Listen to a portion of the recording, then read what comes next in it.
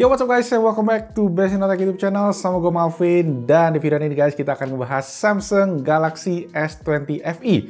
Smartphone yang menurut gue nih guys, pas awal dirilis tuh sebenarnya agak membingungkan karena posisinya itu dirilis setelah Note 20 series. Tapi ternyata Samsung sendiri bilang kalau mereka ini mendedikasikan smartphone ini tuh buat para fans Samsung, karena singkatannya FE itu adalah Fans Edition. Nah, mereka sendiri ngebikin si S20 FE ini guys setelah dapat input dari para fansnya Samsung. Nah guys, gue udah pakai smartphone ini kurang lebih selama 1 bulan terakhir sebagai daily driver gue, dan gue rasa gue bakal pakai terus guys jadi daily driver karena gue suka. Dan bisa dibilang mungkin ini smartphone terfavoritnya Samsung dari gua sendiri di tahun 2020 ini. Jadi bukan Galaxy Note, bukan S20 Ultra, bukan Fold, tapi melainkan si S20 FE ini. Penasaran? So langsung aja tanpa basa-basi lagi kita mulai videonya. Let's go!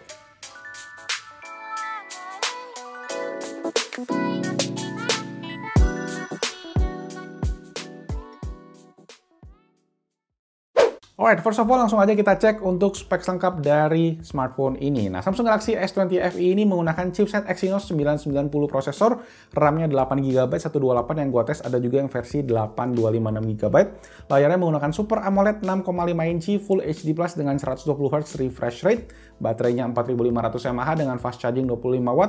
Di kamera belakang ada triple sensor, dengan kamera depan ada satu buah selfie di Infinity O display-nya.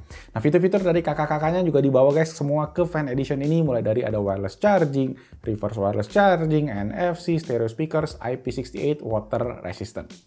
Nah guys, first impression gue pas pertama kali pegang HP ini adalah HP ini tuh kerasa enak banget di bagian belakangnya yang pakai finishing matte. Ini jadi sama kayak si Note 20 Ultra yang bronze. Memang dari segi bahan itu dia pakai plastik, jadi nggak berasa sekokoh dan semewah kayak pegang si Note 20 Ultra.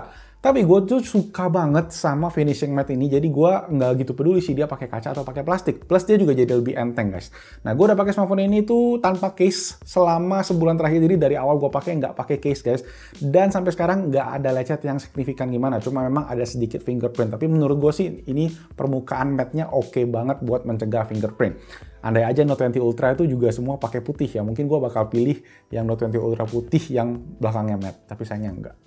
Oke, kita berlanjut ke bagian depan sekarang, guys. Nah, pertama kali gue hidupin, jujur gue agak nggak suka sama bezel-bezel yang ada di bagian layar ini, guys. Karena lumayan gede setelah gue pindah dari Note 20 Ultra pas gue pakai sini. Tetapi setelah gue lihat-lihat lagi setelah pakai berapa lama tuh ternyata oke juga. Dan lama-lama kayak berasa lebih balance gitu, guys. Dan juga tampilan layarnya kan dia lebih flat, jadi lebih enak. Dan gue bisa dibilang ini kayak cinta pada pandangan kedua kali ya. Nah, menurut gue lagi yang menarik dari si S20 FE ini adalah secara overall spesifikasinya, Samsung itu kayak ngambilin hal-hal yang penting aja, yang diperlukan aja untuk sebuah smartphone yang oke, dan mengurangi hal-hal yang kurang diperlukan. Nah, inilah yang bikin gue ngerasa duit yang dikeluarin buat beli smartphone itu jadi worth it banget. Nah, di bagian layarnya misalnya guys, nah S20 FE ini menggunakan panel yang sama dengan kakak-kakaknya, yaitu tadi AMOLED 120Hz dengan resolusi Full HD+, dan secara nggak sadar tuh guys, gue sangat nyaman dengan layarnya ini. Mungkin karena tadi gue bilang mungkin layarnya flat, nggak curve kayak S20 Ultra atau Note 20 series lainnya. Walaupun jujur in terms of looks gue lebih suka sama yang curve screen gitu guys, karena kelihatan lebih mewah gitu ya kali ya. Tapi memang dari segi user experience setelah gue pakai ini rasanya flat screen ini akan lebih bersahabat dengan tangan kalian. Oke, sekarang kita masuk ke performance-nya. Nah, di bagian ini tuh gue rada-rada mix gitu guys. Chipset Exynos 990 yang ada di dalam si S20 Fans Edition ini buat pemakaian sehari-hari gue sih kayak buka-buka aplikasi sosial media, Google Maps, ngurusin kerjaan di email, Trello gitu-gitu. Performance-nya tuh menurut gue lebih dari cukup. Jujur, gue juga sekarang tuh jarang banget ngegame di HP karena ya sekarang udah punya anak, kerjaan ribet, dan lain-lain. Tapi pas gue tes juga buat main game seperti PUBG Mobile, memang ini performance HP ini setelah satu game itu kerasa agak panas di tangan. Dan baterainya itu memang setelah 1 jam itu turun hampir 20% guys.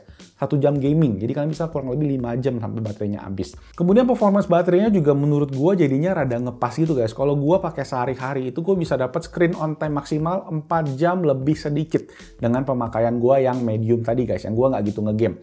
Kalau gue bisa simpulin sih memang di tahun ini kayaknya chipset Exynos 990 kerasa kurang optimal di bagian intensive task kayak tadi kalau buat gaming atau buat 3D, dan dia tuh lebih oke mungkin di performa mediumnya untuk kayak buka-buka aplikasi, kerjaan, dan lain-lain. Berlanjut ke bagian kameranya, S20 FE ini menggunakan sensor yang kurang lebih mirip guys sama S20 versi biasa, yaitu triple lens setup dengan 12 megapiksel di lensa wide-nya, 8 megapiksel lensa telephoto, dan juga 12 megapiksel ultra wide. Dan dari segi hasil menurut gua juga oke banget, karena sensornya tadi nggak sebesar kakak-kakaknya guys. Kamera ini tuh nggak ngalamin kesusahan autofocus ketika kita foto objek dengan jarak yang dekat. Dan karakteristik warna yang dihasilkan juga enak di mata.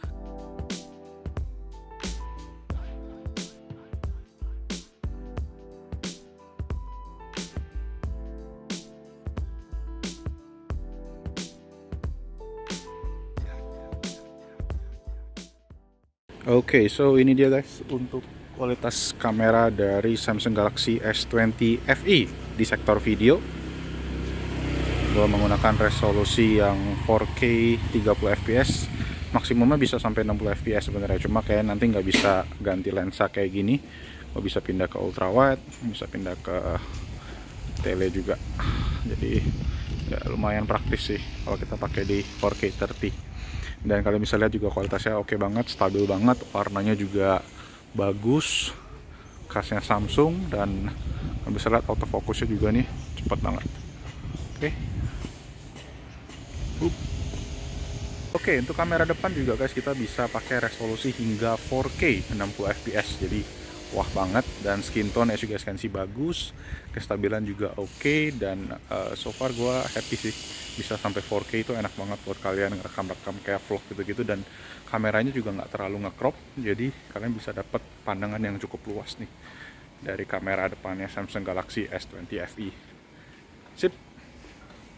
Berlanjut ke bagian fiturnya, nah di sini gue juga happy banget guys, karena fitur-fitur flagship bawaan Samsung seperti wireless charging, reverse wireless charging, NFC, IP68 water resistant, stereo speaker, semuanya ada di sini. Plus dia juga fingerprintnya sih yang beda itu adalah dia pakai fingerprintnya yang optical. Jadi ini bukan fingerprint yang ultrasonic kayak seri S20 Ultra sama Note 20 Ultra. Kemudian fast chargingnya juga bisa sampai 25 watt untuk baterai 4500 mAh, juga termasuk oke untuk waktu pengecasannya. Nah satu fitur lagi guys yang menurut gue patut dicontoh oleh brand lain adalah dari segi software update-nya, di mana Samsung ini menjanjikan 3 tahun software update untuk Galaxy devices. Dan ngomong-ngomong software juga, One UI 2.5 di sini menurut gue juga semakin kesini udah semakin baik dan memberikan user experience yang paten menurut gue oke. Gue juga nyaman banget pakai smartphone ini.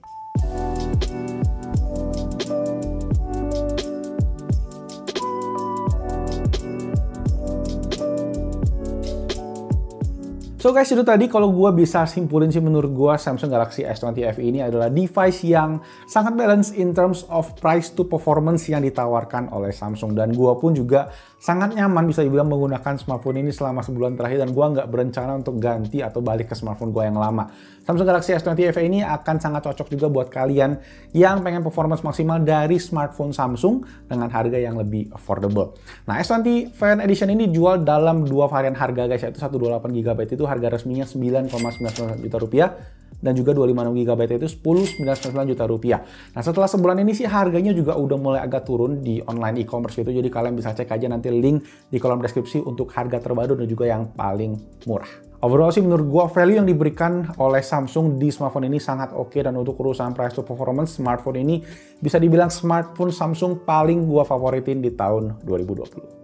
Oke, that's all. Thank you so much guys for watching. Sekarang gue pengen tahu dong pendapat kalian tentang S20 FE ini.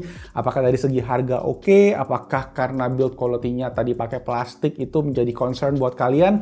Langsung aja ditulis di kolom comment section di bawah. Dan juga boleh dong klik tombol jempol kalau kalian suka dengan videonya. Dislike juga nggak apa-apa. Juga pokoknya tekan aja lah tombol di bawah. Sama wajib subscribe kalau belum. Hidupin loncengnya. Nama gue Malvin. Stay safe, stay healthy, and I'll see you guys on my next video. Ciao.